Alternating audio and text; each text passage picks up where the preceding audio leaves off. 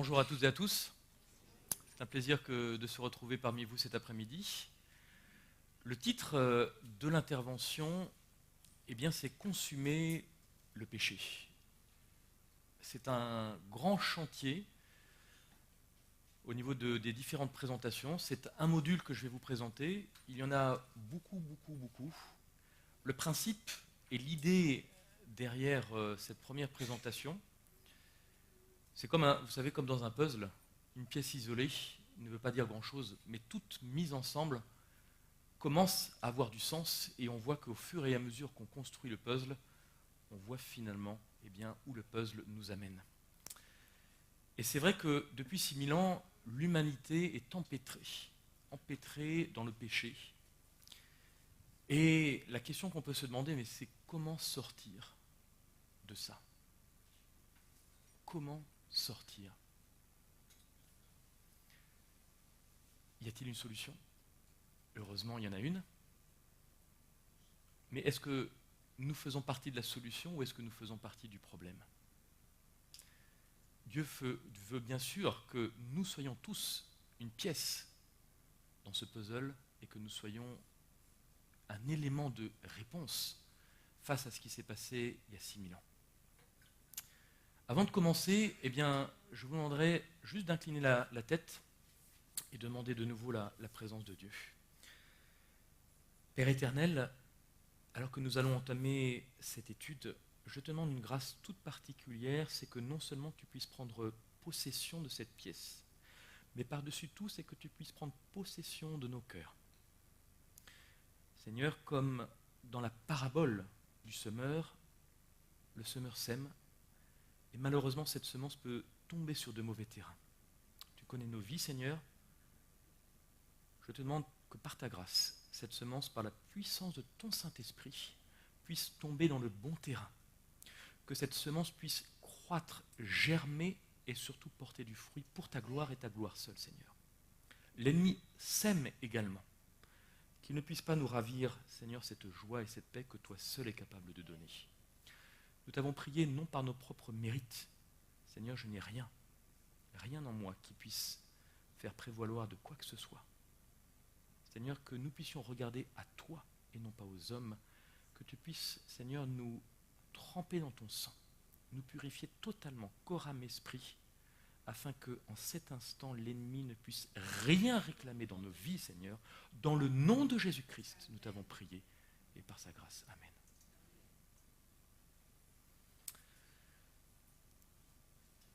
J'aime beaucoup cette citation d'Ellen White dans Parabole de Jésus, où Ellen White déclare que l'éducation qu'il faut chercher à acquérir en sondant les Écritures, c'est une connaissance pratique du plan du salut. C'est un défi qui est haut, élevé et dur à relever, mais nous allons essayer par la grâce de Dieu, à travers d'éléments pratiques, voir comment justement rendre ce plan du salut pratique, accessible, concret. Alors nous savons, à travers la Bible, à travers de nombreux chapitres, qu'il y a eu un moment donné, c'est un mystère, il y a eu une guerre dans le ciel.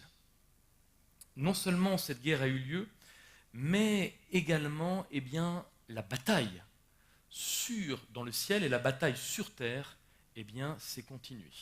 Alors je vais allumer cette bougie, ne vous inquiétez pas, il n'y a pas de méditation ou quoi que ce soit. Vous allez comprendre pourquoi je l'allume. Cette guerre a démarré. Et cette guerre a semé quelque chose dans l'être humain. Donc cette bataille a commencé. Apocalypse 12, Apocalypse 13 nous relatent ce qui s'est passé. Nous allons prendre d'autres passages également. Satan s'est rebellé. Satan a entraîné un tiers des anges qui ont été expulsés du ciel. Sur terre, il harcèle, il poursuit, il a essayé de détruire l'enfant qui est né. Et donc, voyant qu'il ne pouvait réussir à détruire l'enfant, qu'est-ce qu'il fait? Son but, sa mission, c'est de pourchasser l'Église Jésus a donc obtenu la victoire, et nous voyons que l'Église va être persécutée pendant un temps, 2 temps, la moitié d'un temps, 42 mois, 1260 jours. Nous avons 3 périodes de temps identiques. L'Église donc va s'enfuir dans le désert où Satan va la persécuter. Jusque-là, rien de nouveau, mais c'est important de faire un rappel pour poser le cadre dans lequel nous voulons intervenir. Nous sommes impliqués dans un conflit cosmique. Mais des fois, nous ne nous rendons pas compte que ce conflit a des conséquences très réelles dans nos vies quotidiennes. Nous en voyons peut-être certains aspects, mais pas forcément dans le détail. Et c'est ce que je vais essayer de vous présenter cet après-midi, c'est rentrer dans une dimension que peut-être nous n'entrevoyons pas, et peut-être que nous n'avons pas forcément pris conscience de la dimension, de certaines dimensions tout du moins. Alors pourquoi ? Quand on revient en arrière, Dieu nous a donné un modèle d'origine. Les Américains, j'aime beaucoup ce terme, appellent ça le blueprint, ou appellent ça le GPS. Alors en français, ça donne le plan du salut de Dieu, God's Plan of Salvation, GPS. Et ce modèle d'origine est calqué sur chacun des éléments du sanctuaire. La loi de Dieu, qui est la base du gouvernement, le caractère de Dieu, qui donc est également relié à la lumière que Dieu donne également. Cela amène une communication directe avec Dieu, par la prière, la parole de Dieu, qui est notre pain, notre nourriture, et également la pureté, la justification. Et donc, tout cela comme base, l'amour, l'agapé, et le sacrifice de soi. Ça, c'est la base du gouvernement de Dieu. Mais il y a un autre aspect qui est important de relever, c'est que Lucifer, dans sa chute, a traversé chacun de ces éléments du sanctuaire. Le premier, nous pouvons le lire dans Ézéchiel chapitre 28, le verset 14. « Tu es le chérubin oint qui couvre ». Donc, Lucifer, à la base, dans le gouvernement de Dieu, avait un rôle très important puisqu'il faisait partie d'un des 2 chérubins qui couvrait le trône de Dieu. Donc c'est un poste, un poste très très important. Nous pouvons lire dans Patriarches et Prophètes, pages 11 et 12, « Saint, immaculé, attaché à la personne ineffable du Créateur, Lucifer, le fils de l'aurore, était à l'origine l'un des 2 chérubins protecteurs, et comme tel, il était baigné par les rayons éternels de la gloire divine. » Donc vous voyez, ce n'est pas une mince affaire. Le poste, la position qu'occupait Lucifer était une position très importante. Et le problème, c'est qu'Ézéchiel nous dit que l'iniquité a été trouvée en lui. Et là, nous voyons la dégringolade dans chacun des éléments du sanctuaire. Car Ésaïe 14, Ézéchiel 28, Ésaïe 14 sont les 2 chapitres qui nous parlent de ce qui s'est passé dans le cœur de Lucifer et de ce qui s'est passé ensuite. Ésaïe 14, 13 à 14 nous dit « Car tu disais en ton cœur, je serai semblable au Très-Haut. » Et ça continue, la dégringolade. « Ton cœur s'est élevé à cause de ta beauté, tu as corrompu ta sagesse à cause de ta splendeur. » Ézéchiel chapitre 28, verset 17. Donc, ces 3 premiers aspects ont amené quoi ? Une coupure, une cassure dans la communication avec Dieu. Est-ce que nous nous suivons jusque-là ? Et donc, l'autre aspect qui en a découlé, que nous pouvons lire dans Ézéchiel, on va y revenir dans un instant, « Tu as souillé tes sanctuaires ». Intéressant. Les sanctuaires de Dieu ont été souillés. Parce que Lucifer, par l'attitude et le comportement de Lucifer. C'est pourquoi je te détruirai, ô chérubin protecteur. Et nous voyons donc dans Apocalypse chapitre 12 que Lucifer a été chassé du ciel. Chassé du sanctuaire céleste. Donc vous voyez la dégringolade également. Mais ce qui est très intéressant, c'est que l'homme a fait la même chose par rapport à cette dimension du sanctuaire. Premier élément, nous voyons en Genèse que l'homme avait une communication directe avec Dieu. L'homme est même fait pour habiter dans la présence de Dieu. Il n'y a aucune autre possibilité pour qu'il puisse vivre. Et malheureusement, eh bien, le serpent a dit, Dieu a-t-il dit, remise en question de la parole de Dieu. On dégringole par rapport au sanctuaire. Troisième élément, la lumière de la vérité qui a été rejetée. Quatrième élément, perte de la communication avec Dieu. Cinquième élément, perte de la pureté. Sixième élément, Romains, chapitre 6, verset 23, car le salaire du péché, c'est la mort. Ça entraînait quoi? L'expulsion du jardin d'Éden. L'expulsion du ciel pour Satan, l'expulsion du jardin d'Éden pour Adam et Ève. Vous voyez comment c'est très proche. On passe par le même mécanisme. Mais il y a un autre point qui est intéressant, c'est que nous assistons à 6 niveaux de séparation. Premier niveau de séparation, séparation de la présence même de Dieu. Deuxième élément, ils doutent, Adam et Ève doutent de la parole de Dieu. Troisième élément, ils ont perdu leur lumière, ils voient qu'ils sont nus. La justice de Dieu leur est ôtée. Quatrième élément, ils ont peur de parler avec Dieu. Cinquième élément, cinquième niveau de séparation, perte de la pureté. Et le sixième, condamné à mort. Et cette dégringolade qui arrive à l'expulsion d'Adam et Ève du jardin d'Éden.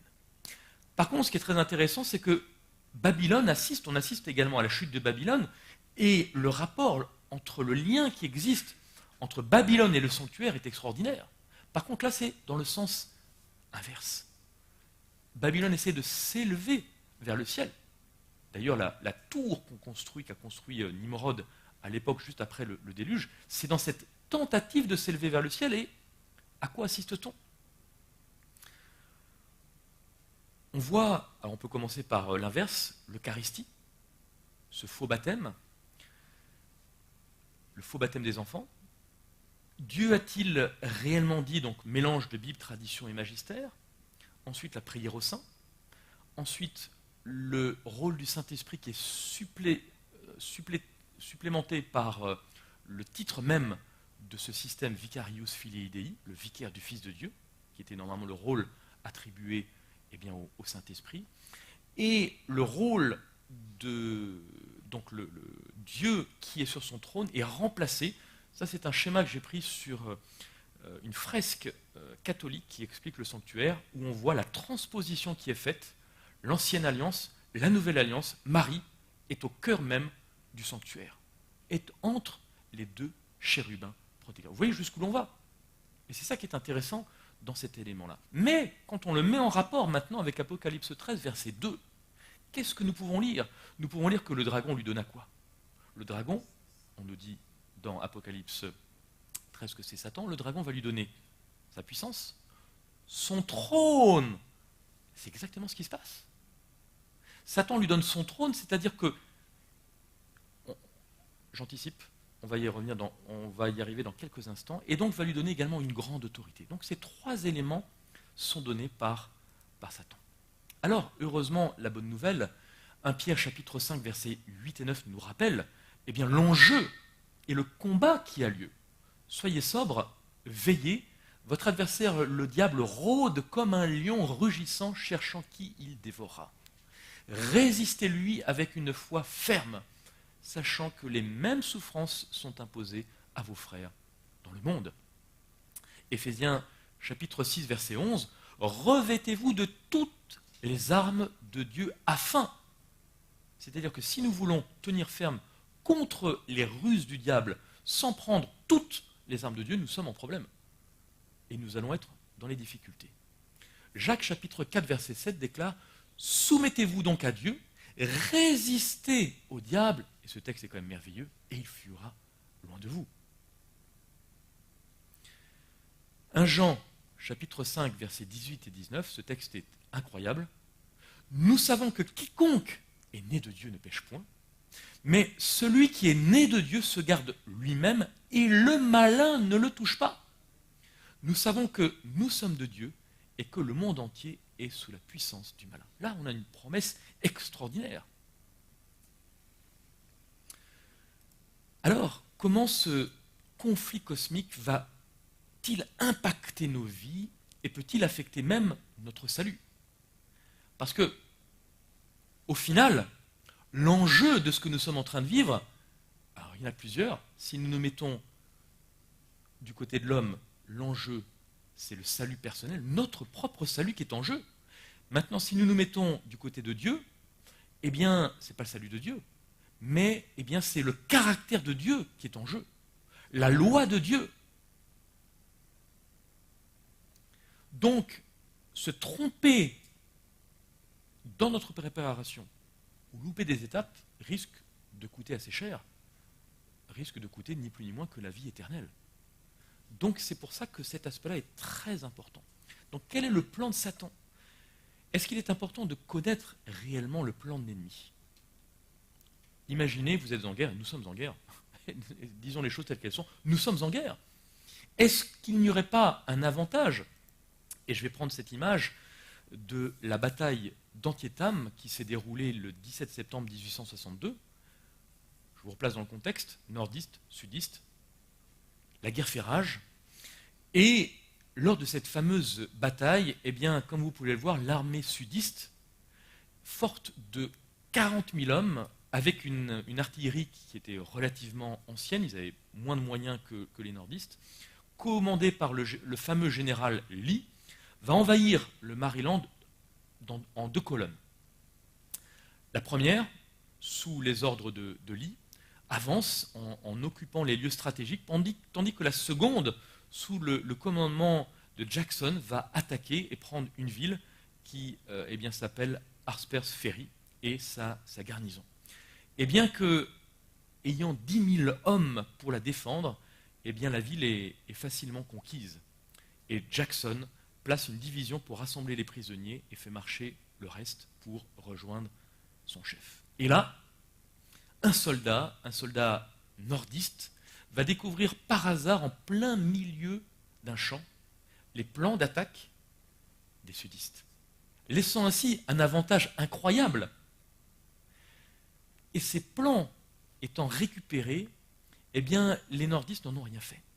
Ils auraient pu avoir l'avantage, mais malheureusement pour eux, bon, ils ont quand même gagné la guerre après, mais ils auraient pu prendre un sérieux avantage dans cette guerre.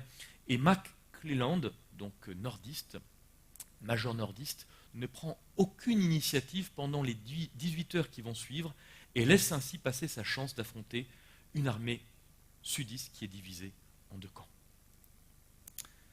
Voici cette fameuse bataille avec eh bien, les armées qui s'affrontent et donc l'armée sudiste divisée en 2 camps. Alors la question qu'on peut se poser, c'est se pourrait-il que nous ayons entre les mains eh bien, les plans qui nous décrivent la façon de sortir de ce bourbier dans lequel l'humanité se trouve depuis 6000 ans. Se pourrait-il que nous ayons ces plans, mais que nous ne les considérions pas au sérieux? Ce qui serait, somme toute, dramatique, n'est-ce pas? Alors, ces plans de l'ennemi, eh bien, nous les avons. Nous les avons, je dirais, ce qui est triste, c'est que nous les avons depuis 150 ans. C'est une des rares, peut-être pas une des seules, mais en tout cas une des rares visions, peut-être la seule vision, où Ellen White nous décrit ce qu'elle a vu, c'est-à-dire un dialogue entre Satan et ses démons sur la manière dont Satan va attaquer l'Église à la fin des temps. Je pense que cela a de quoi nous intéresser, parce que ça nous concerne, vous et moi. On est directement impactés, parce que si Satan nous décrit clairement comment il va nous attaquer, comme on dit, un homme averti en vaut 2, c'est quand même intéressant de savoir par quel biais. Tandis que le peuple de Dieu approche des dangers des derniers jours, Satan tient conseil avec ses anges au sujet du plan le plus efficace pour détruire sa foi. Relisez Témoignages pour l'Église, je vous encourage vraiment à le lire. Vous avez donc un passage entier. On va prendre certains aspects, on va mettre certains aspects en relief, Et vous allez voir que ça va avoir du sens. Et voici ce qu'elle déclare, c'est in extenso la vision ou les paroles qu'elle entend de la bouche même de Satan. Nous devons faire tout notre possible pour empêcher ceux qui travaillent pour la cause de Dieu d'avoir les moyens de lutter contre nous. Maintenez l'argent dans nos propres rangs. Plus ils obtiendront des moyens, plus ils auront du mal plus ils obtiendront des moyens, plus ils feront du mal à notre royaume en nous enlevant nos sujets. Faites en sorte qu'ils se préoccupent plus de l'argent que de l'édification du royaume de Christ et de la diffusion des vérités que nous haïssons. Et nous n'aurons pas besoin d'avoir leur influence, parce que nous savons que toute personne égoïste et qui convoite tombera sous notre pouvoir et finalement sera séparée du peuple de Dieu. Premier élément. Faites qu'ils se préoccupent plus de l'argent que de la mission.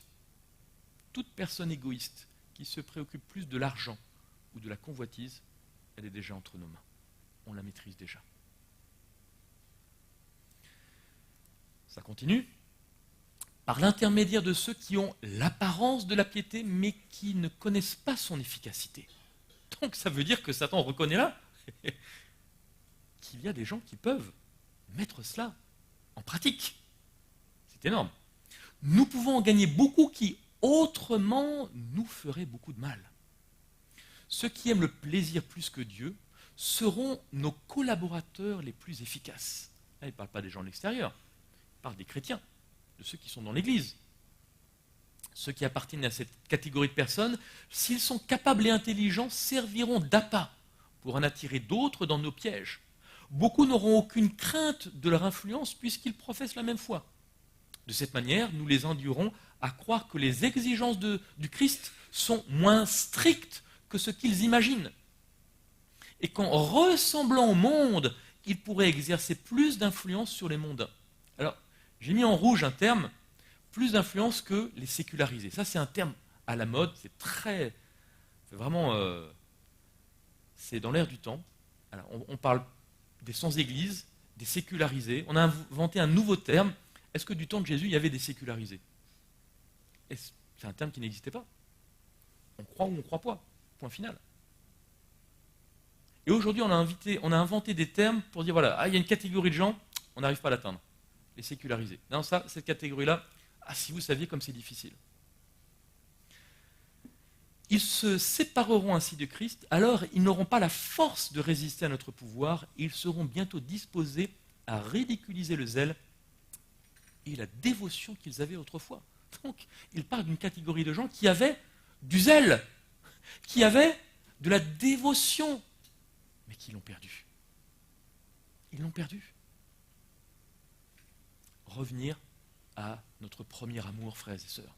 C'est ce qu'il nous faut absolument faire. Elle continue. En attendant de donner le coup décisif, vous savez, c'est comme dans l'arène, l'estocade finale. Et c'est exactement ce que Satan est en train de dire. Nous devons être infatigables dans nos efforts contre les observateurs des commandements. Là, elle s'adresse aux adventistes. Nous devons être présents à toutes leurs réunions. Nous devons être très vigilants et employer tout l'art de la séduction pour empêcher les âmes d'écouter la vérité et d'être impressionnés par elle. À quoi ça vous fait penser ce passage? Empêcher les âmes d'écouter. À quoi? Plus fort? À quelle parabole? Exactement, du semeur. Absolument. Donc, en d'autres termes, Jésus sème. 4 terrains. 3, on oublie, c'est mal parti. Là, on n'est pas du tout dans les conditions pour accéder au salut. Un seul terrain. Mais Satan sème aussi. Satan est un semeur. Satan est un semeur également. Il essaie de tout faire, et on va y revenir dans une autre présentation. Il va tout faire pour que vous et moi, même si vous entendez le plus beau des messages, ça rentre, ça sort. Ça rentre, ça sort. Et vous allez voir, il va le faire de manière mais tellement pratique incroyable les moyens qu'il utilise pour nous amener dans cette condition-là. J'aurai sur le terrain mes agents, des hommes qui soutiennent de fausses doctrines mêlées à suffisamment de vérité pour tromper les âmes. Ce n'est pas 100% d'erreur. Seront aussi présents des hommes incrédules qui émettront des doutes. Vous voyez, on attaque, on prend en tenaille. Dans la guerre, la meilleure technique, c'est la tenaille. Vous attaquez par un biais, et c'est ce qu'on voit des fois avec Israël, comment Dieu s'y prend. Donc c'est une technique que l'on peut voir également très intéressant. On commence à attaquer, on s'en va, toute l'armée ou tous les guerriers sortent de la ville, et hop, en tenaille, on arrive et on prend la ville. Mais Satan fait la même chose. Si les gens lisaient et croyaient à ces mises en garde, Satan dit, nous n'aurions que peu d'espoir de les vaincre. Que peu d'espoir. Donc il nous faut quoi? Lire, croire aux mises en garde qui nous ont été données. Mais si nous pouvons détourner leur attention de ces reproches, c'est vrai qu'on n'aime pas les reproches, je n'aime pas les reproches, personne n'aime les reproches, personne n'aime les reproches, mais c'est notre seule manière d'avancer. Parce que sinon, on croit que tout va bien. Je suis bien comme je suis. Si nous pouvons détourner leur attention de ces reproches, ils ignoreront notre pouvoir et nos astuces et finiront par les retenir dans leur rang. Dieu ne permettra pas que ces paroles soient impunément méprisées. Si nous pouvons séduire les âmes pendant un certain temps, et là le travail est fait. Ce n'est pas tout le temps, juste le temps nécessaire pour qu'à un moment donné, ça soit tellement compliqué de faire marche arrière, de changer, de casser nos habitudes. Satan, il ne demande pas à nous distraire pendant toute notre vie, non, juste un certain temps. Un mauvais pli est pris et c'est très compliqué de revenir en arrière. La miséricorde de Dieu s'écartera d'elle et il nous les livrera pour que nous les dominions complètement. Complètement. On arrive à la fin. Nous devons distraire et causer des divisions. Père du mensonge, le père de la division. Diviser pour mieux régner. On connaît tous cet adage, mais c'est exactement ce qui se passe dans l'Église. Diviser pour mieux régner, c'est ce que Satan veut faire. Nous devons détruire leurs préoccupations du salut de leur propre âme et les pousser à critiquer, à juger, à s'accuser, à se condamner mutuellement, à cultiver l'égoïsme et l'inimitié. À cause de ces péchés, Dieu nous a rejetés de sa présence et tous ceux qui suivent notre exemple auront la même fin. On prend la phrase, on la met à l'envers. Qu'est-ce qui nous amène? Eh bien, en suivant cet exemple à notre propre fin, c'est de cultiver l'égoïsme, de se condamner, de s'accuser, de se juger. Ça, c'est ce qui cause notre propre perte.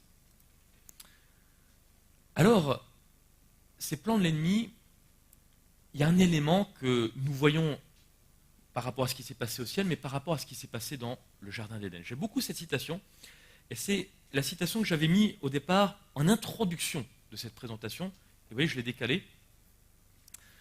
Citation tirée de Lift Him Up, élevez-le, page 361.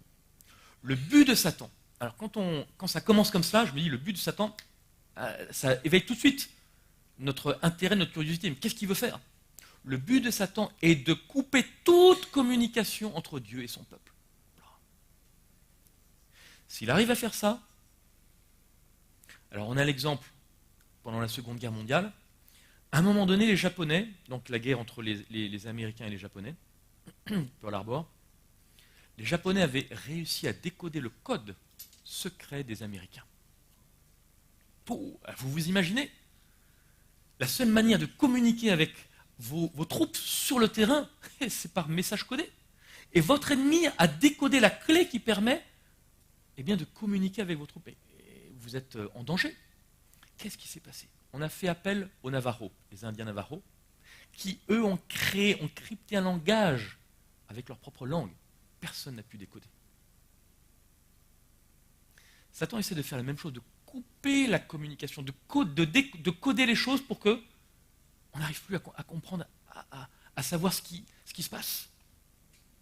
C'est comme si, très simplement, je mettais un casque, je voulais faire l'expérience en mettant de la musique Et en appelant quelqu'un doucement, voilà, j'ai la musique dans le casque, j'appelle quelqu'un, la personne ne va absolument pas entendre. Est-ce qu'il nous arrive le matin, lorsqu'on fait notre culte, et le soir, de prendre un temps de prière, de lecture, et à un moment donné, de laisser Dieu parler? Parce que ce n'est pas un monologue. Dieu a tellement de choses à nous dire. Mais si on a tellement de choses dans la tête, tellement de bruit, comment est-ce que nous pouvons entendre et reconnaître la voix du Saint-Esprit? C'est impossible. Donc, Satan essaie de couper cette communication entre Dieu et l'homme. Pourquoi? C'est très simple. De sorte qu'il puisse ruser et le tromper sans qu'aucune voix ne vienne l'avertir du danger. Il n'y a plus de signal d'alarme. Il passe à côté, il chante le signal d'alarme, il n'y a plus aucune possibilité d'être interpellé. S'il peut amener les hommes à se méfier du messager ou à ne pas donner au message sa valeur sacrée, il sait qu'ils ne ressentiront aucune obligation à prêter attention à la parole que Dieu leur envoie. Et quand la lumière est mise de côté par des hommes sous prétexte qu'elle est obscurité, Satan tient les choses en main. C'est terrible de penser que la lumière est mise de côté par certains sous prétexte que cette lumière, en définitive, c'est l'obscurité. Vous voyez, là, il a complètement inversé les choses. Depuis, alors ça c'est tiré de Tragédie des siècles, passage très très fort. Depuis les jours d'Adam jusqu'à notre époque, notre ennemi a usé de sa puissance pour opprimer et détruire. Il prépare actuellement sa dernière campagne contre l'Église, ça confirme ce qu'on vient de lire juste avant. Tous ceux qui s'efforcent de suivre Jésus devront se mesurer avec cet adversaire implacable. Est-ce que vous êtes prêts, frères et sœurs, à vous mesurer avec cet adversaire implacable? Parce que là, on ne dit pas certains. Tous ceux qui s'efforcent de suivre Jésus, tous, sans aucune exception, devront se mesurer avec cet adversaire. Certains l'ont déjà rencontré, bien sûr, à de nombreuses reprises. Jusqu'où sommes-nous prêts à aller? Jusqu'où? Plus le chrétien imite fidèlement le divin modèle, plus il est en but aux attaques de Satan. Plus. Ne cherchez pas à sortir de cela. C'est impossible. Plus vous allez vous rapprocher de Dieu, plus l'ennemi va essayer de vous déstabiliser. Ne cherchez pas. Il n'y a pas d'autre issue possible. Plus le chrétien... Non, pardon. Tous ceux qui sont activement occupés dans la cause de Dieu et s'emploient à démasquer les séductions du malin et à présenter Jésus-Christ au monde pourront dire, après Paul, qu'ils servent le Seigneur en toute humilité, avec larmes et au milieu de grandes tribulations. Assaillis par les tentations les plus puissantes et les plus subtiles, Jésus repoussa Satan à chaque rencontre. Or, ces batailles ont été livrées en notre faveur, pour vous et moi. Et ces victoires rendent la nôtre possible. Le Sauveur communique sa grâce à tous ceux qui l'invoquent. Et le tentateur ne peut contraindre personne à pécher. Personne. Il ne peut nous convaincre sans notre consentement. Il peut plonger dans la détresse l'âme qui lui résiste, mais il ne peut l'obliger à faire sa volonté. Il peut l'accabler, mais non la souiller. Le fait que Jésus-Christ a vaincu doit inciter ses disciples à lutter virilement et courageusement contre le péché et contre Satan. Alors vous voyez, il ne peut faire rien sans notre consentement. Seulement le problème, c'est que Satan le sait. Et il essaye de rentrer à l'intérieur et faire cela de l'intérieur. C'est ce qu'on va essayer de voir dans un instant. Tragédie des siècles, nous mettons soigneusement nos biens et nos vies à l'abri des entreprises des méchants. Mais nous pensons rarement aux mauvais anges qui ne cherchent qu'à nous nuire et contre les attaques desquelles nous n'avons en nous-mêmes aucun moyen de défense. S'ils en avaient la permission, ils pourraient, écoutez bien, s'ils en avaient la permission, le problème c'est que vous et moi, on leur donne des fois la permission, ils pourraient détraquer notre esprit, déformer notre corps, détruire nos biens et mettre fin à nos jours. Oh, c'est pas une mince affaire. Peut-être que vous avez chez vous, pour votre voiture, pour votre maison, le système d'alarme le plus perfectionné. Les portes blindées, dernier cri. ok, pourquoi pas de souci. Mais qu'est-ce qu'il en est de votre vie? Qu'est-ce qu'il en est réellement? Parce que Satan veut te voler.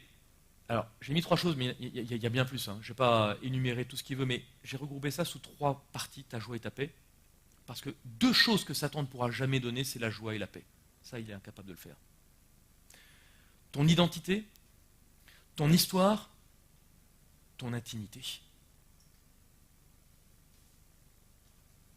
Tu es le fruit de ce qu'ont vécu tes parents, père et mère, avec tout ce que cela implique dans leur histoire. 3, 4 générations.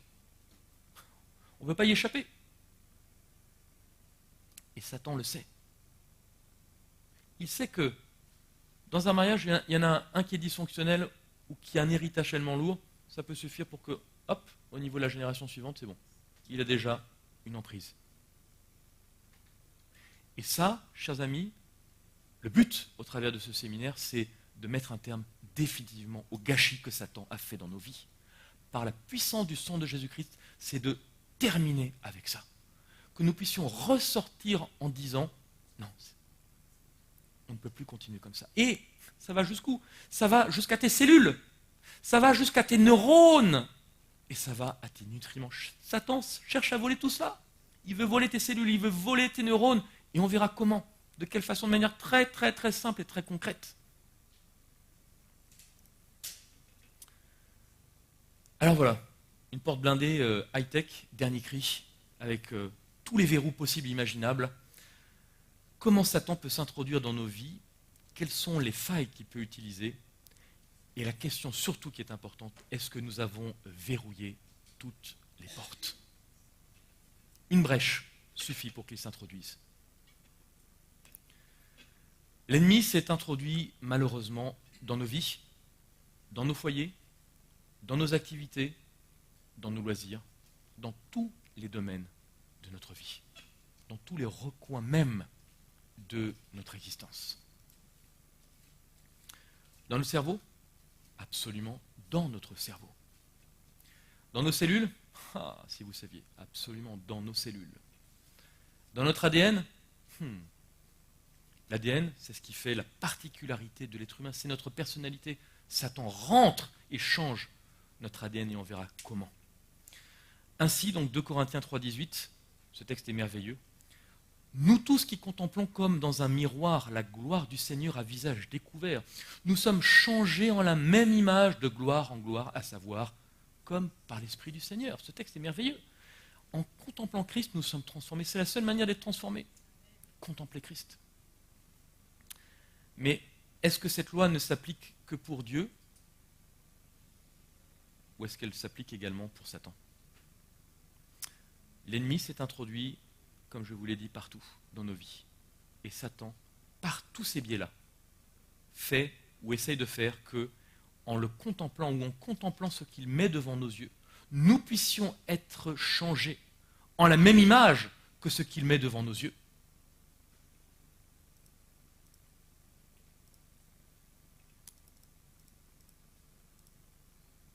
Et dans nos émotions également. Et il est vrai que le diable est bien réel. Il existe absolument, mais il ne se montre pas tel qu'il est. Il utilise toutes sortes de masques. Il se cache derrière une multitude d'entre eux. Et avec l'aide de Dieu, ce que je vous propose, c'est de le démasquer point par point, de le mettre à nu totalement. Ce qui bien sûr ne lui plaît absolument pas, parce que qui aimerait voir son masque être arraché? Pas grand monde. On utilise ce masque pour se cacher. Il n'a pas le courage et l'honnêteté de fonctionner à visage découvert. Et le but, au travers de ces présentations, c'est totalement de le mettre à nu par la grâce de Dieu. J'aimerais faire une pause et que nous puissions avoir quelques minutes de prière pour que, par la grâce de Dieu, nous puissions vraiment demander à Dieu de nous éclairer. Des choses ont pu être enfouies. On ne va pas faire de la psychanalyse, attention, mais par contre, malheureusement, des choses des fois sont enfouies dans nos vies. Créent eh bien, des fardeaux qui sont des fois tellement lourds à porter que seule la grâce de Dieu, seule la puissance du sang de Christ peut totalement effacer, totalement dénouer ce que l'ennemi a semé dans nos vies. J'aimerais que l'on puisse prendre 3, 4, 5 minutes et que individuellement, non pas de par deux, mais individuellement, nous puissions demander le sang de Christ dans nos vies, que nous puissions demander au Saint-Esprit eh bien, de nous éclairer et de nous montrer ce que peut-être, ce qui n'a pas encore été résolu. Et alors on peut faire, c'est vrai que des fois en psychologie, on peut faire 50 séances. Hein. Le sang du Christ, ça peut être en une séance, et le sang du Christ nous lave totalement, c'est jeté au plus profond de la mer, et on passe à autre chose. Ça, c'est la puissance de l'Évangile. Et il n'y a aucune autre puissance qui est capable de faire ça. C'est Christ et Christ seul qui est capable de le faire. Je vous invite eh bien, que nous puissions passer ce temps en prière, et je terminerai après par une prière.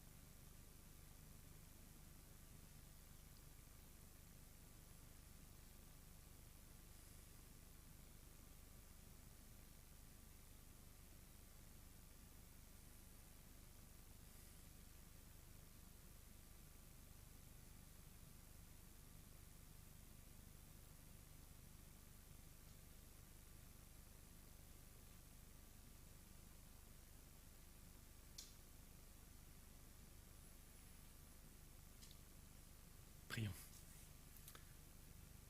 Dieu Tout-Puissant, Père Céleste, nous venons devant toi en cet instant, dans le nom de Jésus-Christ. Nous te remercions de ce que Jésus-Christ a vaincu le diable. Dieu Tout-Puissant, tu peux nous montrer quel est le véritable caractère du diable et quelles sont les ruses qu'il utilise. Et je souhaite que nous puissions nous placer maintenant, en cet instant, sous la protection du sang précieux de Jésus-Christ. Et que nous puissions également implorer son secours divin. Donne-nous par ton Saint-Esprit une compréhension claire de ces choses. Et montre-nous où, comment, de quelle façon, eh bien, nous t'avons fait du mal dans notre vie. Aide-nous à comprendre toute l'importance de ce sujet. Aide-nous également à être prêts à nous engager sur le chemin de la délivrance totale.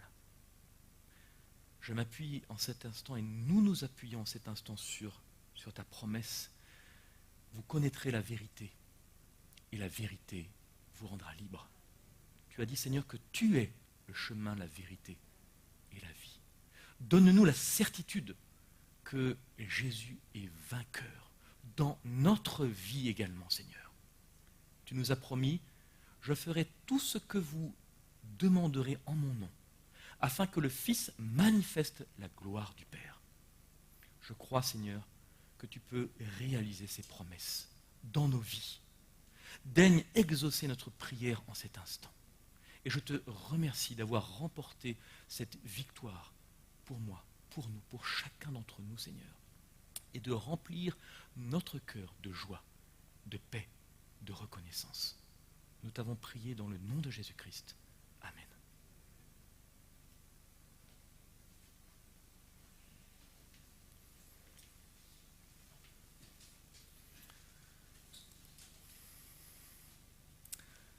C'est vrai que des fois, on a l'impression qu'on est dans un labyrinthe sans aucune issue de sortie. Nous allons voir au travers des différentes présentations, si vous le souhaitez, comment Satan a semé un virus dans notre corps, comment Satan a détruit notre corps à un niveau jamais atteint. Comment sortir du labyrinthe? Comment au travers aussi de la nature? Ellen White nous dit que la Bible et la nature sont les deux livres que nous devons regarder, contempler. Et nous prendrons de nombreux exemples de la nature qui sont pour nous des exemples extraordinaires dans la manière dont Dieu fonctionne, dans la manière dont Dieu veut nous réhabiliter, pour semer de manière définitive dans notre cerveau, dans notre cœur, dans tout notre corps, cette semence incorruptible que l'ennemi ne pourra pas nous ravir. Ézéchiel 28 déclare « Par la multitude de ton commerce, ils t'ont rempli de violence et tu as péché. C'est pourquoi je te jetterai comme une chose profane de la montagne de Dieu et je te détruirai, ô chérubin protecteur, du milieu des pierres de feu. » Verset 18 « Tu as souillé tes sanctuaires par la multitude de tes iniquités, par l'iniquité de ton commerce.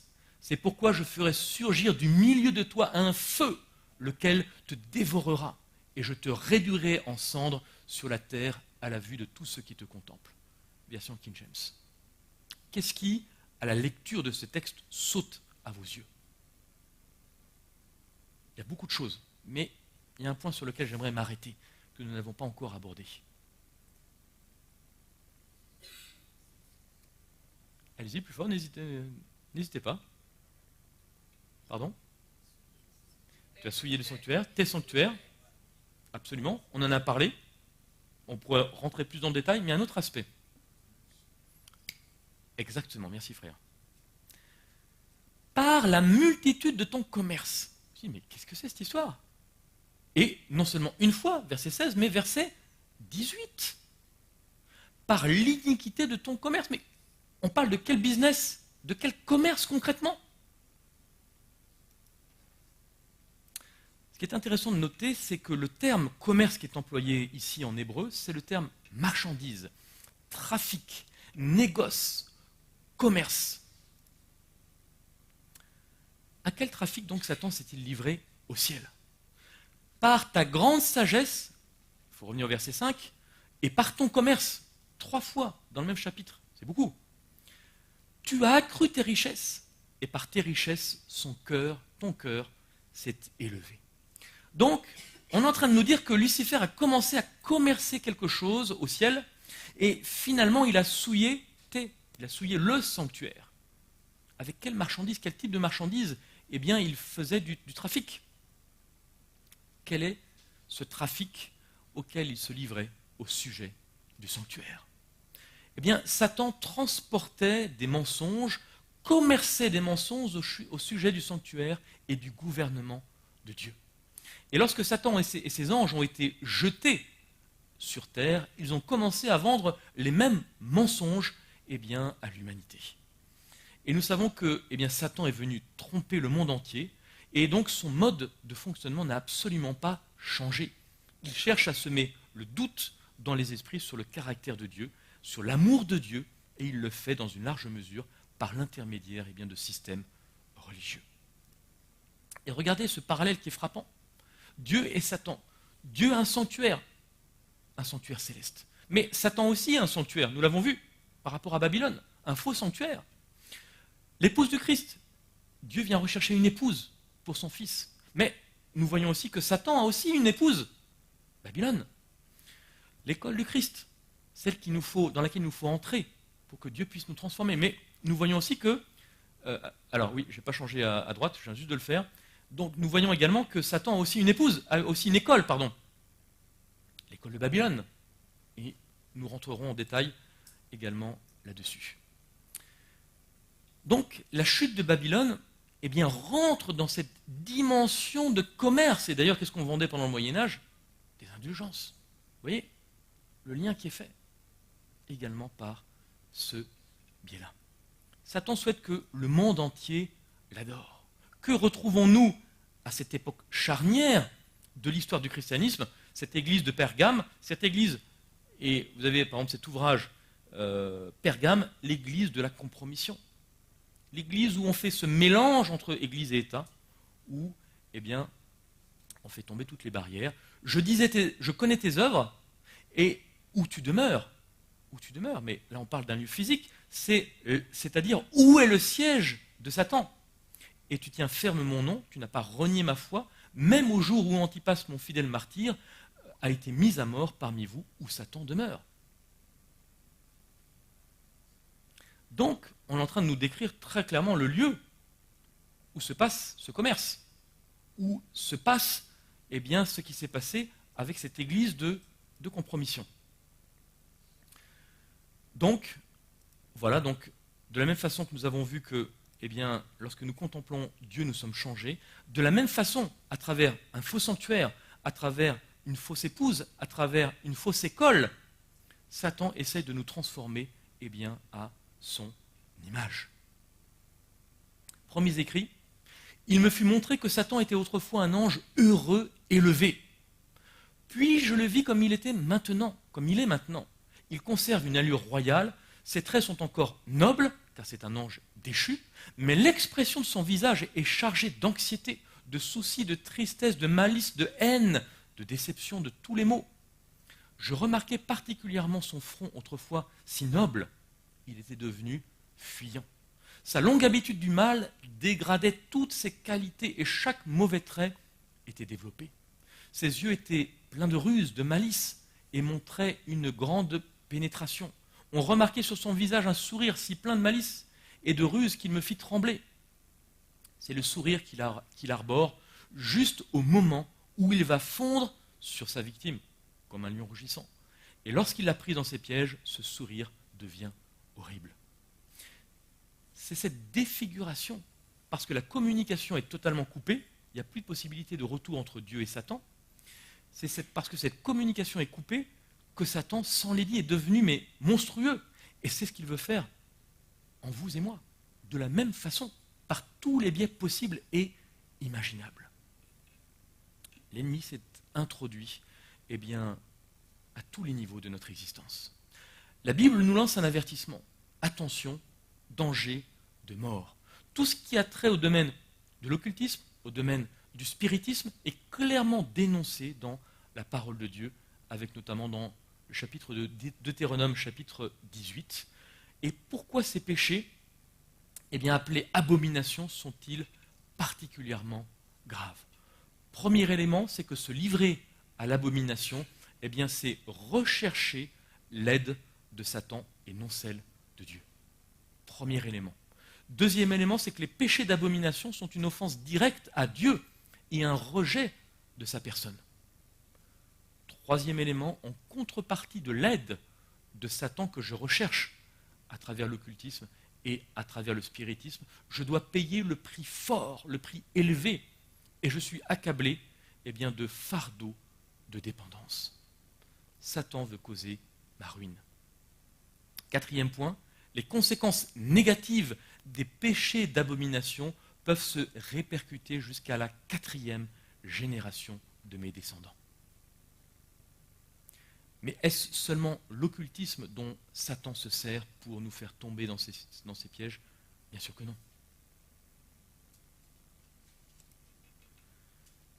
Combien es-tu prêt à investir pour ta propre sécurité? Qu'est-ce que tu es prêt à faire pour te protéger? Jusqu'où es-tu prêt à aller aujourd'hui? Est-ce que tu es prêt à tout cadenasser? Alors, on ne parle pas de repli sur soi, bien sûr, hein. Au contraire. Et c'est ça qui est incroyable. C'est cadenassé de l'intérieur pour être encore plus disponible pour l'extérieur. Et donc, les plans de l'ennemi, c'est de nous laisser dans notre prison. Des prisons de haine, des prisons où il y a tellement des fois de fardeaux qui sont lourds à porter. Et il veut nous laisser derrière les barreaux de la prison qu'il a lui-même érigée. Des fois, bon, on l'a bien aidé, malheureusement. Et ce qui est terrible, c'est tout ce paradoxe qu'il y a, et on trouvera des pistes, même pas des pistes, là c'est des solutions directement. Romains chapitre 7, les versets 19 à 20, c'est un texte incroyable. Romains chapitre 7, les versets 19 à 20. Ce cri du cœur que nous avons pu des fois, malheureusement, ou peut-être souvent, crier au Seigneur. Car je ne fais pas le bien que je veux, et je fais le mal que je ne veux pas. Et si je fais ce que je ne veux pas, ce n'est plus moi qui le fais, c'est le péché qui habite en moi. Je trouve donc en moi cette loi, quand je veux faire le bien, le mal est attaché à moi, car je prends plaisir à la loi de Dieu selon l'homme intérieur. Vous voyez cette dualité, on peut prendre aussi le verset 15. Car je ne sais pas ce que je fais. Je ne fais point ce que je veux, et je fais ce que je hais. Vous voyez cette redite? Est-ce que ce n'est pas malheureusement notre expérience? De faire ce que nous ne voulons pas, et ce que nous voulons ne pas arriver à le faire. Alors, vous voyez, j'ai pris cette bougie. Cette bougie, c'est le péché qui, en nous, peut malheureusement, de l'intérieur, nous consumer. Et des fois, on peut essayer de l'éteindre. Alors, vous voyez, la flamme bouge. Mais bon, ça revient.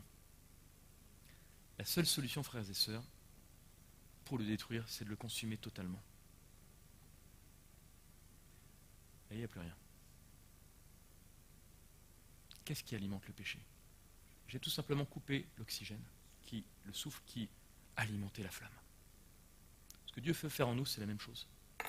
C'est de couper toute la source qui alimente le péché, mais de le couper à la racine. Et pour que cela ne revienne plus jamais. Et nous allons voir que des fois, nous demandons à Dieu de nous sortir de situations que nous entretenons nous-mêmes. Et nous allons voir comment nous entretenons ces situations. Et qu'est-ce que cela engendre? Frères et sœurs, cela engendre une grande frustration. Je ne dirais pas que nous sommes dans une église de frustrés, mais c'est malheureusement ce qui peut arriver. La frustration. La frustration d'avoir un message extraordinaire, mais de se dire, mince, est-ce que c'est pour les autres et pas pour moi? Est-ce que j'ai loupé une étape? Qu'est-ce qui se passe? Trop grand nombre d'entre nous sommes pris sur le fait en train de jouer un rôle de chrétien. La vie de beaucoup de chrétiens aujourd'hui est largement une prétention. Ils vivent une vie spirituelle, parlent un langage spirituel, adoptent une attitude spirituelle, mais ils le font par eux-mêmes. Et on y a tous joué. Tous. Et on peut continuer à le jouer. Ne nous voilons pas la face. C'est l'effort que cela demande qui devrait leur montrer que quelque chose ne va pas. Parce que, à ce jeu-là, je peux vous dire, frères et sœurs, on s'épuise. On s'épuise tellement vite. Ils se retiennent de dire ceci ou cela, de manger telle ou telle chose. Et combien tout cela leur paraît difficile. Notre vie, c'est la vie du Christ qui est transmise par la puissance du Saint-Esprit. Et lorsqu'il demeure en nous, vous pouvez mettre sur la table ce que vous voulez, cela n'a plus aucun attrait. Plus aucun attrait. Au moment où nous saisissons ce fait, nous ne nous efforçons plus à paraître ce que nous ne sommes pas. Rien de plus néfaste à la vie chrétienne que de jouer ce rôle. Comme Satan qui cherche à mettre un masque. Des fois, on met des masques. Au contraire, une grande bénédiction s'ensuit, ou découle, lorsque nous abandonnons nos efforts, et lorsque nos paroles, nos prières, notre vie même expriment librement et spontanément la vie qui est en nous. Trop grand nombre d'entre nous sommes pris sur ce fait-là, en train de jouer. Et par la grâce de Dieu, Dieu nous appelle à passer de la frustration à la victoire. De victoire en victoire. Et d'avoir un goût tel de la victoire que ce soit la seule chose qui soit à notre esprit. Passer de victoire en victoire. Alors, quelles sont les deux caractéristiques du peuple de Dieu à la fin des temps? Si je vous pose la question, vous me dites. La foi de Jésus et les commandements de Dieu. Le dragon fut irrité contre la femme, Apocalypse 12, 17, et il s'en alla faire la guerre au reste de sa postérité, à ceux qui gardent les commandements de Dieu et qui ont le témoignage de Jésus. La foi de Jésus également. Mais, quelle est la mission de ce peuple? Quelle est la mission de ce peuple? Mais plus encore, prêcher, message des trois anges. Amen. Message des trois anges. Premier ange, craignez Dieu, donnez-lui gloire. Deuxième ange, elle est tombée, Babylone. Troisième ange, ne pas prendre la marque de la bête.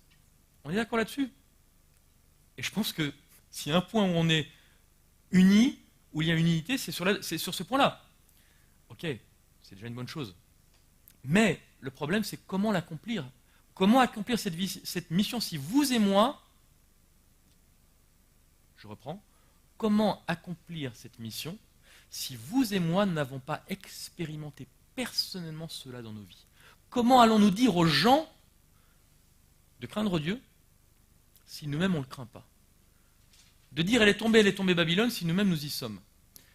Ou de ne pas prendre la marque de la bête si nous-mêmes nous sommes en problème? C'est impossible. C'est impossible. Alors, heureusement la solution, Ellen White, Manuscrit Reliefs, volume 2, page 30, seul le baptême de l'Esprit peut redonner sa mission première et préparer le peuple de Dieu pour le conflit imminent. Vous savez, elle n'a pas dit ça plus, non, seul.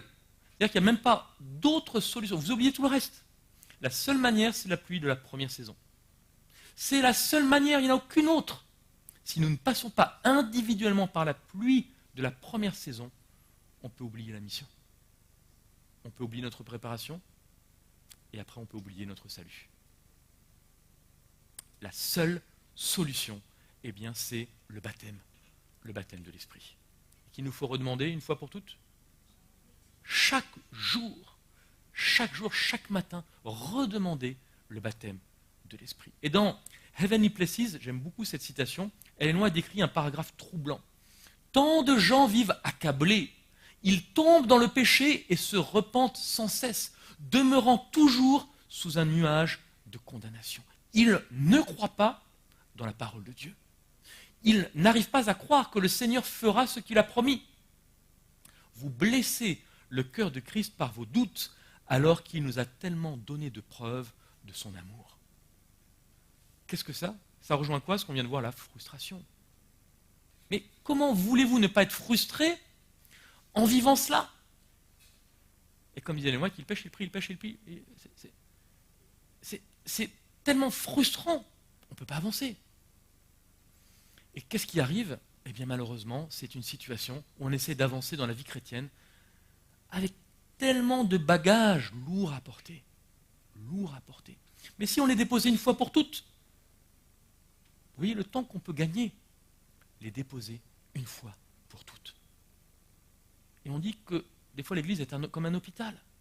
Mais si on a déposé ces bagages une fois pour toutes, c'est terminé, on n'y revient plus. L'Église n'est plus un hôpital, au contraire. C'est un centre de santé où il fait bon vivre. Dans le meilleur chemin, Ellen White nous rappelle les 5 outils que le diable utilise pour nous détourner de l'amour de Dieu. Satan s'efforcera de vous distraire de l'objet de votre contemplation, donc de Jésus-Christ. Qu'est-ce qui s'est passé d'ailleurs? Est-ce qu'on n'a pas une histoire comme ça où quelqu'un a vécu cela? C'est-à-dire qu'il a été distrait de la contemplation de Jésus. On n'a pas une histoire comme ça? Pierre? D'accord. Si maintenant on le fait à l'envers, dans le prétoire, qu'est-ce qui s'est passé? Est-ce que Pierre était prêt? Non. Mais pourquoi? Alors on pourrait remonter un petit peu, je fais les questions et les réponses, mais pour gagner un peu de temps, mais on peut remonter quelques heures en amont, et dire, mince, vous n'avez pas été capable de prier 1 heure avec moi. Mais non, c'est pas ça. C'est pas l'heure dans le jardin de Gethsémane qui a fait que Pierre n'a pas été capable de se tenir debout et de dire, non. C'est quoi?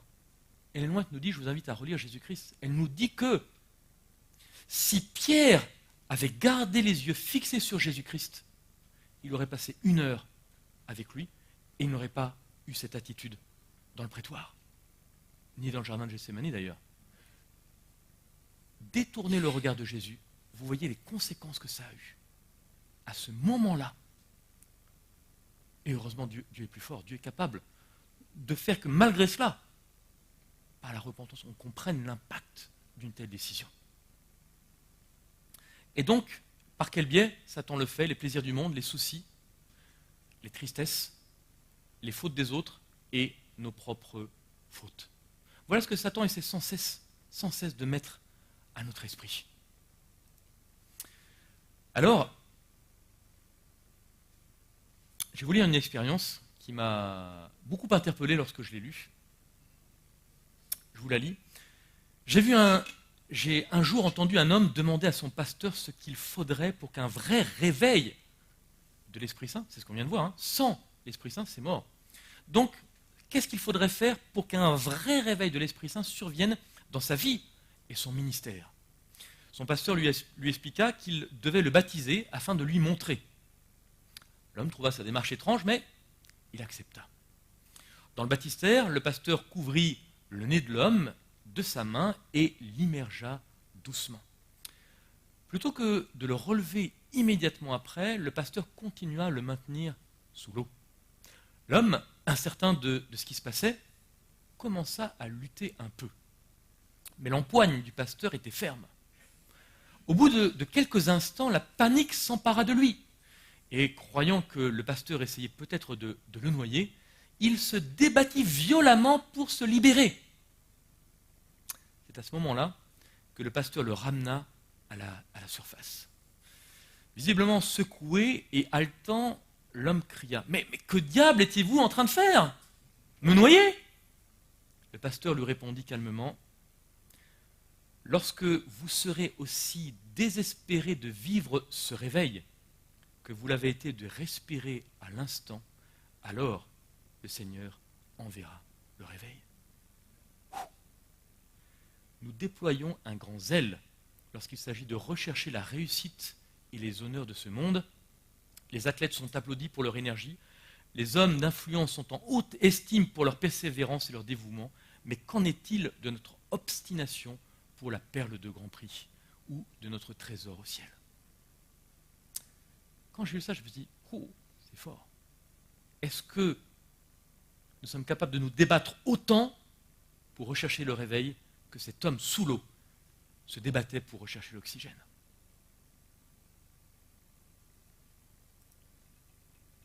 Dans Conseil à l'Église, Ellen White déclare « Le désir d'être bon et vraiment sanctifié est très appréciable, pour autant qu'il dure. Mais si on s'arrête en chemin, cela n'aura servi à rien. Les bonnes résolutions ne seront d'aucune valeur si elles ne sont pas mises à exécution. Beaucoup de chrétiens de profession n'auront aucune idée de la vigueur spirituelle qu'ils pourraient avoir s'ils avaient autant d'ambition, autant de zèle, autant de persévérance pour acquérir la connaissance des choses de Dieu qu'ils en ont pour s'intéresser aux mesquineries de cette vie périssable. Les masses chrétiennes se sont contentées d'une vie spirituelle chétive. Nombreux sont ceux qui sont perdus tout en espérant devenir chrétiens et en désirant l'être. Ils ne font pas des efforts suffisants. C'est pourquoi ils sont pesés dans les balances célestes et trouvés trop légers. C'est exactement l'illustration de ce qu'on vient de lire juste avant. Ne soyons pas pesés dans la balance et comme Belchazzar, trouvés trop légers.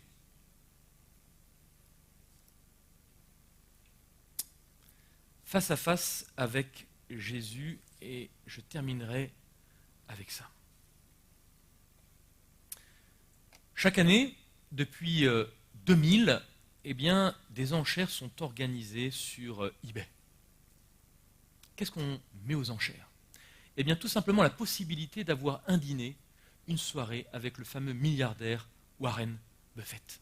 Vous imaginez? Et les enchères montent, montent, montent. L'année dernière, j'ai regardé tout à l'heure, eh bien, pour un déjeuner avec lui, un inconnu mystérieux a dépensé 2,68 millions de dollars.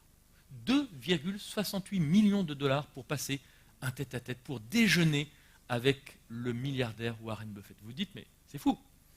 Cet argent est reversé, alors je ne sais pas si c'est en totalité à des œuvres caritatives, mais quand même. Alors vous avez la possibilité de lui poser n'importe quelle question et de passer quelques heures avec ce célèbre milliardaire. Quelle chance, hein? Alors on a posé la question à quelqu'un qui avait gagné entre guillemets, qui avait acheté cette interview, et on lui a demandé si cela valait la peine de dépenser des millions de dollars pour avoir une rencontre avec cet homme. Et il a déclaré oui, cela valait absolument chaque centime.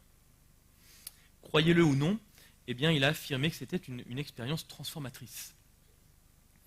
Alors c'est incroyable, difficile à imaginer que des gens soient prêts à investir une telle somme pour déjeuner avec un milliardaire. Mais cependant, eh bien, la rencontre avec Warren Buffett n'a rien à voir avec la rencontre face à face que la Bible décrit dans Genèse, et dont Adam et Ève jouissaient dans la perfection de l'Éden. Vous imaginez un face-à-face avec Dieu. Pas besoin de payer 2,68 millions de dollars, c'était gratuit. Chaque jour. Et chaque jour, cela recommençait. Dans le livre Éducation, alors la page 15 en anglais, nous lisons « Lorsqu'Adam sortit des mains de son Créateur, il lui ressemblait physiquement, mentalement, spirituellement. » C'est pour ça que Satan essaie de nous détruire pour que cette image que Dieu avait mise au début dans Adam soit totalement tordue, totalement détruite. Dieu créa l'homme à son image, et les lois continuent, Genèse chapitre 1, verset 27. Le dessein de Dieu était que plus l'homme avancerait dans la vie, plus il lui ressemblerait. Mieux il reflèterait la gloire du Créateur. Toutes ses facultés pouvaient se développer. Leur dimension, leur vigueur étaient destinées à croître sans limite. Incroyable. Dieu crée Adam, parfait, et malgré tout, il dit que cela était bon. Et encore, ses possibilités, ses facultés peuvent se développer. Des champs d'études et de recherche immenses et merveilleux s'offraient à Adam et Ève, à elle. Les mystères de l'univers visible, les mystères de celui dont la science est parfaite, comme le déclare Job chapitre 37, verset 16, invitaient l'homme à l'étude. Cet homme dont le grand privilège était la communion face à face, cœur à cœur avec son Créateur. S'il était resté fidèle à Dieu, tout cela lui aurait appartenu pour toujours. Donc, ce passage du livre Éducation, eh bien, nous parle du fait qu'Adam et Ève appréciaient cette communication face à face qu'ils pouvaient avoir avec Dieu. Et on peut se demander ce que c'était, eh bien, que d'avoir cette conversation avec Dieu sans entrave, en clair, une communication directe, eh bien, avec lui. Nous savons qu'Adam et Ève ont péché et qu'il y a eu un changement dramatique dans cette relation, et nous pouvons ouvrir nos Bibles dans Exode chapitre 33. Exode chapitre 33, verset 18.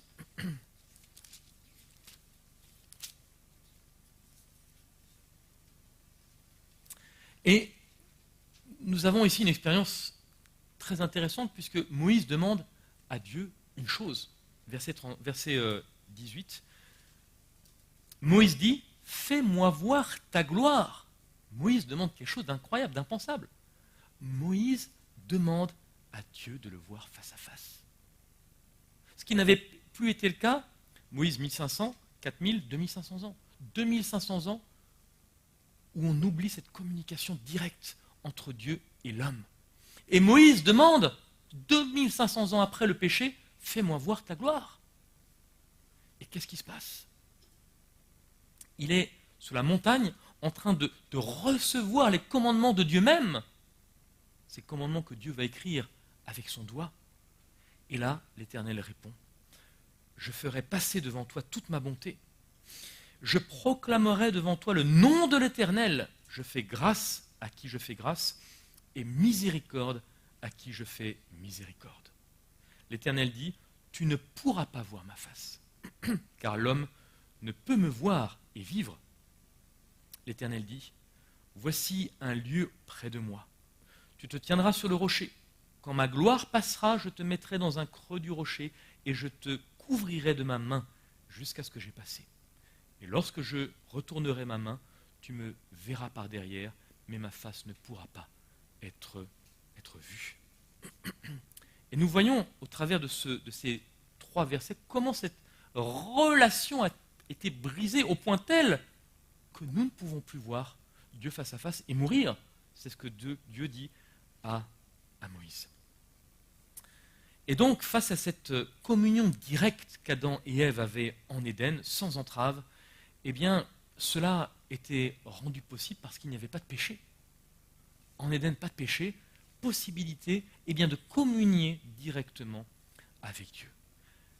Et Moïse eh bien, n'eut pas droit, n'eut pas la possibilité eh bien, de voir Dieu face à face. Non pas parce que Dieu ne voulait pas ne voulait pas se révéler à Moïse, mais parce que la condition même de l'homme avait complètement changé.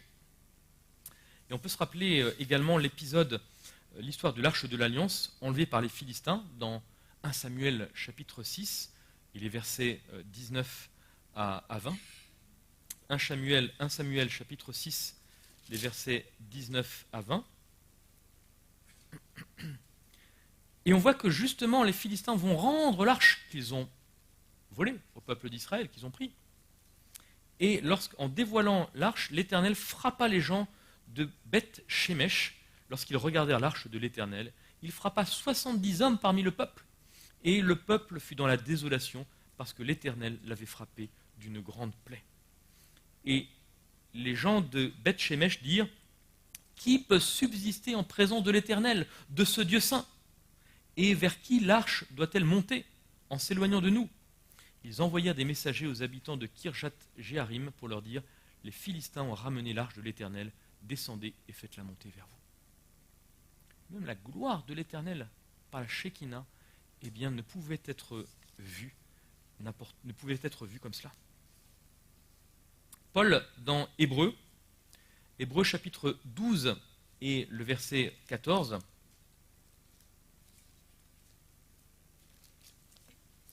Hébreux chapitre 12, verset 14, déclare « Recherchez la paix avec tous et la sanctification sans laquelle personne ne pourra voir le Seigneur. »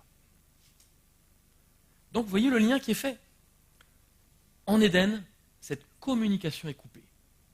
Mais ce que Dieu demande, c'est au travers de la sanctification. La sanctification est là pour permettre de peu à peu réparer ce qui a été détruit par 6000 ans de péché. Et de faire qu'à un moment donné de l'histoire, lorsque Jésus reviendra, nous puissions le voir face à face.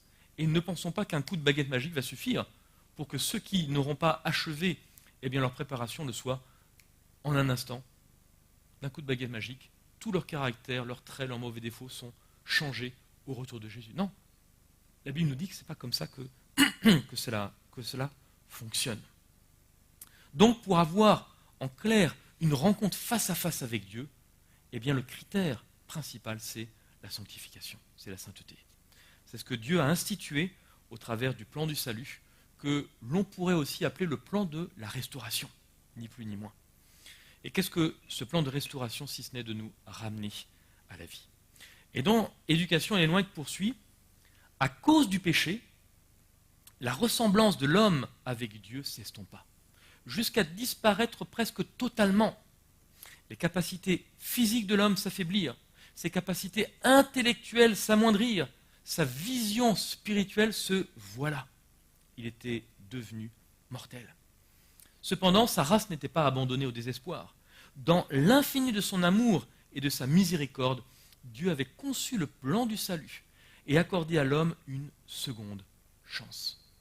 Restaurer en l'homme l'image de son Créateur, le rendre à la perfection pour laquelle il avait été créé, assurer le développement de son corps, de sa pensée, de son âme, pour que le plan divin de la création soit réalisé, devrait être l'œuvre de la rédemption. C'est le but de l'éducation, l'objet grandiose de la vie.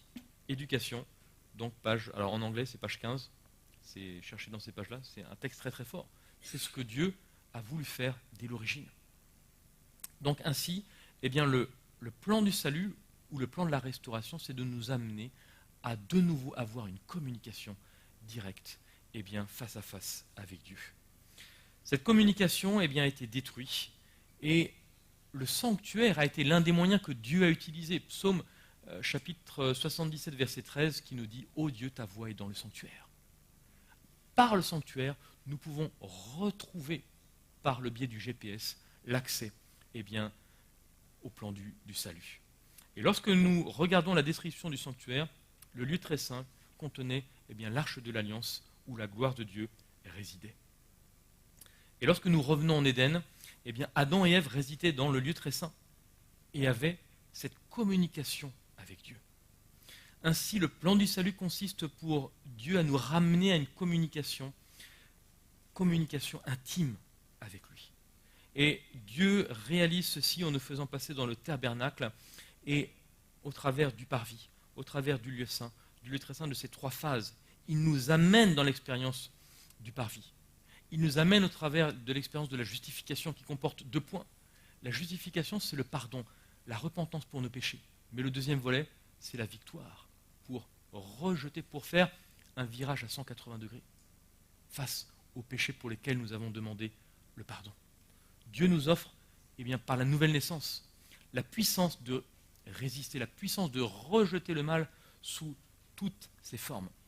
Et par le lieu saint, par le biais eh bien, de la parole de Dieu, du Saint-Esprit et de la prière, eh bien, c'est maintenir cette communication avec Dieu. Ce n'est pas avoir au fur et à mesure une communication, c'est de maintenir cette communication et cet état de justification dans lequel Dieu nous met.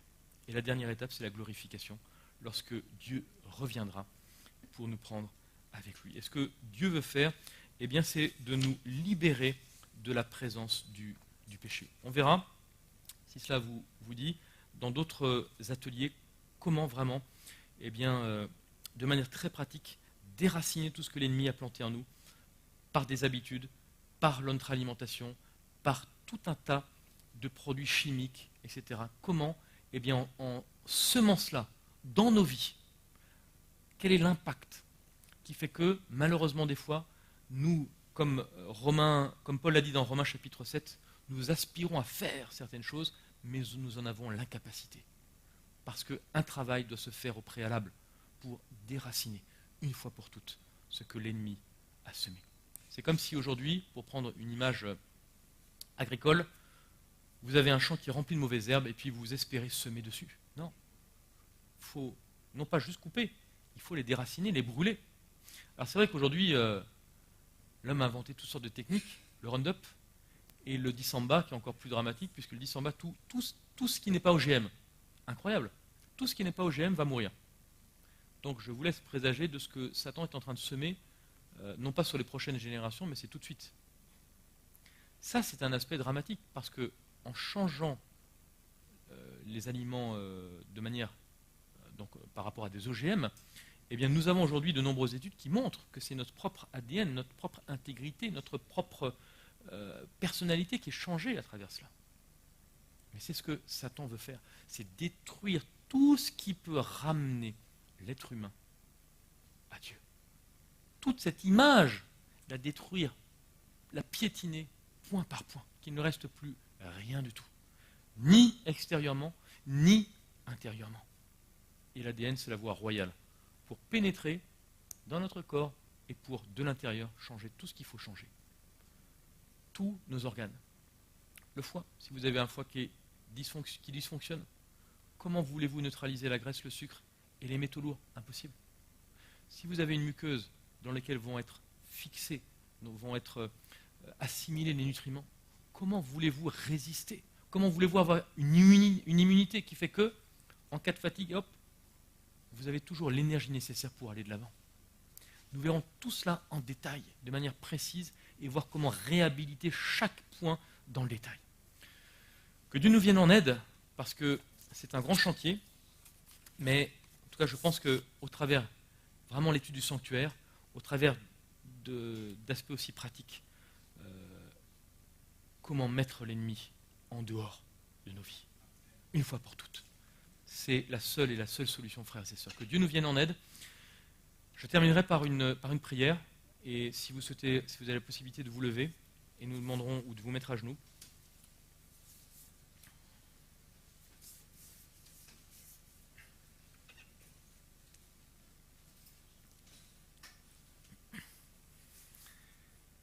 Père éternel, ce que nous avons vu cet après-midi, nous ne pouvons rien faire, Seigneur, pour résister aux attaques de l'ennemi par nos propres forces. Nous sommes dans l'incapacité, Seigneur, de faire le bien. Dans l'incapacité, Seigneur, d'inverser les choses. Nous te demandons pardon. Toutes les fois où par nos propres forces, nous avons voulu lutter, nous avons pensé que nous étions suffisamment forts, nous avons pensé que l'ennemi était à la porte alors qu'il était à l'intérieur. Seigneur, pardon pour tout cela. Nous te demandons une grâce toute particulière parce que seul par le Saint-Esprit, tu peux déraciner tout cela. Tu peux brûler, détruire tout ce que l'ennemi a semé pour nous ôter la joie et la paix. Par le sang de Jésus-Christ, encore une fois, Seigneur, nous implorons, Seigneur, le sang de Jésus-Christ, parce que par ton sang versé, l'ennemi a été mis en déroute. L'ennemi a perdu la bataille. Et l'ennemi ne peut plus rien faire. Ni l'ennemi, ni Satan, ni ses démons, ni les dominations, peu importe qui ils sont, parce que l'ennemi est très structuré. Comme ton royaume est structuré. Il a fait une copie conforme. En type, comme il y a le type, il a fait l'antitype, Seigneur, de ton royaume. Avec toutes ces structures. Peu importe ces structures, Seigneur, nous les condamnons au nom de Jésus-Christ. Pour que par ta grâce, nous puissions, Seigneur, prendre conscience de cette réforme, de ce besoin du Saint-Esprit dans nos vies. Et que nous ne pensions pas qu'aujourd'hui, Seigneur, nous avons remporté une victoire.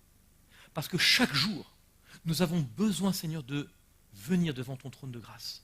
Chaque jour, nous avons besoin d'être à tes pieds devant la croix, de nous rappeler ce que tu as fait pour nous, de nous rappeler que si nous détournons notre regard de toi comme Pierre l'a fait, les conséquences sont désastreuses. Parce que de la même façon que lorsque Joseph et Marie sont partis, lorsque tu étais au temple, pensant que tu étais avec eux, 3 jours ont été nécessaires pour te retrouver. Mais Seigneur, des fois il nous faut une semaine, ou il nous faut des heures terribles pour retrouver cette connexion. Des fois plus. Seigneur, que nous ne puissions pas te perdre du regard. Que nous puissions nous encourager, que nous ne puissions pas nous critiquer, Seigneur. Parce que la victoire que j'ai peut-être eue dans ma vie et que l'autre n'a pas, ce pourquoi je bataille, l'autre a peut-être déjà eu la victoire dans sa propre vie. Seigneur, nous sommes tous au même niveau, tous en train de lutter avec telle ou telle chose. Seigneur, nous ne valons pas mieux que même notre ennemi, celui qui nous veut du mal, que tu puisses nous donner cet amour, Seigneur, sans limite,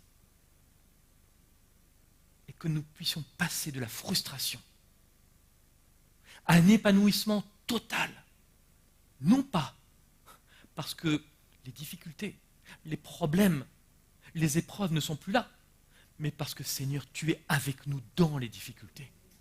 Et parce que, Seigneur, c'est toi qui les portes et qui nous porte alors que nous les traversons. Et combien de fois nous pouvons nous rappeler, Seigneur, non pas des difficultés, mais surtout de la manière dont tu nous as tirés de ces difficultés. Alors si aujourd'hui quelqu'un est en train de traverser, Seigneur, quelque chose de douloureux, de difficile, que nous puissions tous nous rappeler, que cette personne en particulier puisse se rappeler des nombreux moments où tu l'as tiré, Seigneur, des pièges, du filet de l'oiseleur, dans lesquels, au moment où nous vivions, où la personne vivait cette épreuve, nous pensions qu'il n'y avait aucune issue. Et pourtant nous sommes là. Et pourtant nous sommes là. C'est vrai que l'ennemi essaye de faire des dégâts dans nos vies. Peut-être par nos ancêtres. Peut-être par nos propres erreurs. Mais Seigneur, peu importe notre passé, peu importe que nous vivons aujourd'hui, nous voulons regarder à toi, parce que tu es le rémunérateur de notre foi, et parce que par la foi, nous pensons que tu vas venir très bientôt. Par la foi, nous savons déjà que tu as remporté la victoire et que tu peux remporter la victoire dans nos vies. Nous en sommes convaincus, Seigneur. Et nous te demandons, Seigneur, cette grâce. Conduis ton peuple. Ce peuple qui était en Égypte, tu as commencé par faire des réformes. Il ne pouvait, Seigneur, entrer dans la Canaan tout de suite. Seigneur, tu nous demandes de faire la même façon, de changer nos habitudes qui peuvent paraître indéracinables.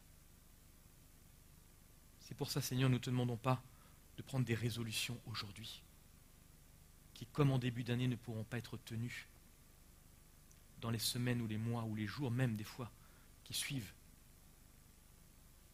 Mais nous te demandons, Seigneur, cette grâce de chaque jour nous accrocher à toi, de chaque jour de regarder à toi, et que ces habitudes, Seigneur, puissent s'évanouir sans que nous puissions même nous en apercevoir. Parce que nous sommes changés, parce que nous te contemplons. Seigneur, que nous ne puissions pas nous accrocher à tout cela. Que nous ne puissions même pas nous en préoccuper. Parce que trop souvent, notre esprit est tellement rempli de toutes ces choses que nous n'arrivons pas à nous en détacher. Elles nous obsèdent tellement. Et des fois, Seigneur, chaque jour, elles reviennent. Et c'est ce que veut faire l'ennemi. De mettre dans notre esprit tous ces problèmes avec lesquels nous devons faire face. Seigneur, nous te les remettons totalement. Et nous voulons cheminer avec toi. Pour que, jour après jour, au moment où tu le décideras, tu puisses, Seigneur, faire qu'elle se délaisse peu à peu. Parce que, Seigneur, il y a beaucoup plus de joie à étudier ta parole, à méditer, à prier, à intercéder, à nous encourager les uns les autres, que de perdre du temps dans ces bêtises. Seigneur, conduis-nous, garde-nous, délivre ton peuple, Seigneur, parce que tu reviens très bientôt. Nous t'avons prié dans le nom puissant de Jésus-Christ, Seigneur.